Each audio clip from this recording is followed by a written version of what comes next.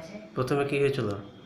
প্রথমে চোখের প্রবলেম হয়েছিল, চোখে দেখতে পাচ্ছিল না, তাই তো? ঝাপসা দেখতে পাচ্ছিল। আচ্ছা, তারপর? তারপর সেখান থেকে শিলিগুড়ি নিয়ে যাওয়া হলো। তারপর?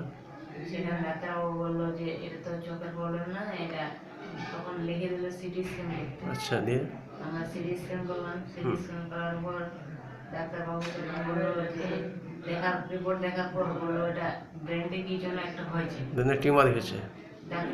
সেটা চোখে ডাক্তারবাবু বললো। দিয়ে? উনি তখন বললেন যে ব্রেনটের ডাক্তারবাবুকে দেখো। তখন ব্রেনটের ডাক্তারবাবুকে দেখানো হলো। উনি বলছেন যে ব্রেন টিউমার হয়েছে।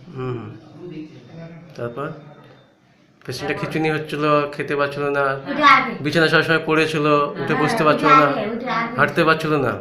তারপর এখানে আমার কাছে নিয়ে এলে, তারপর চিকিৎসা করলাম। তারপর আর কি?